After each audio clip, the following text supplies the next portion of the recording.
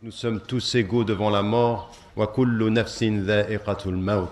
Nous tous, nous allons devoir partir et que nous allons partir comme des serviteurs, comme des servants, comme ceux qui se sont pliés, comme ceux qui se sont prosternés, comme ceux qui se sont donnés au Créateur, à l'unique Allah, la ilaha illahu. Mais que nous comprenions bien ce qu'Allah subhanahu wa ta'ala veut par la disparition de ceux qui nous précèdent. Min as-sabiqin ila al-lahiqin. De ceux qui sont partis d'abord et de ceux qui vont les rejoindre, car nous tous, chacun d'entre nous ici doit se souvenir qu'il va le rejoindre un jour. Et que quand nous visitons les cimetières, c'est comme ceci que nous saluons les gens des cimetières. Vous êtes ceux qui nous ont précédés, nous vous rejoindrons un jour.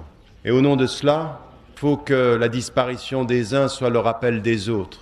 Et s'il y a une chose que l'on peut faire pour être fidèle, c'est se rappeler de la centralité du message de l'islam. Inna lillahi wa inna ilayhi raji'un. Un jour, Allah subhanahu wa ta'ala va nous rappeler et qu'il faut que nous tirions les plus profonds enseignements de cela. La vie est très fragile. La vie est très fragile. Ne l'oubliez jamais comme l'un des plus grands enseignements que nous envoie la disparition de quelqu'un que nous avons aimé.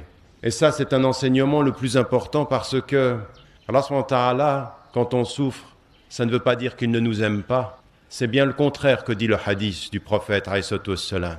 Dieu met à l'épreuve ceux qu'il aime.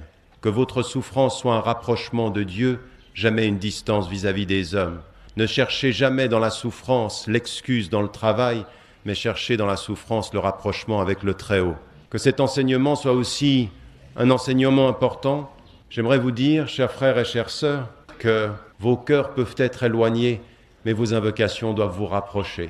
Vos cœurs doivent être liés, même si le corps physiquement loin, le cœur doit être spirituellement tout près.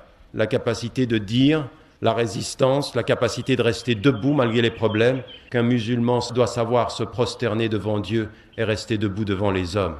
Sachez simplement une chose, la fidélité au message de l'islam, c'est de continuer à prier, c'est de continuer à jeûner, c'est de continuer à invoquer, mais surtout, chers frères et chères sœurs, s'il y a un message qu'il faut que nous retenions, c'est qu'une musulmane et un musulman sur la terre, au nom de ce que l'islam doit faire de lui, doit changer cette terre pour qu'elle soit meilleure. Vous n'avez pas le droit d'être des musulmanes et des musulmans spectateurs du monde, passifs. Ça ne nous vous est pas permis. Il est une obligation, c'est celle d'invoquer. Il est une autre obligation, c'est celle de s'engager pour changer le monde.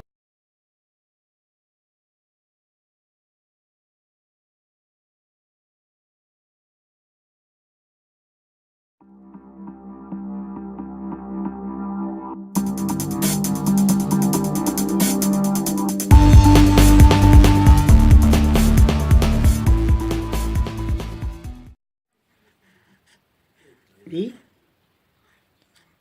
Tiens, c'est qui? C'est qui? Ibrahim. Doudou. Gaussou? Hein? Asal buat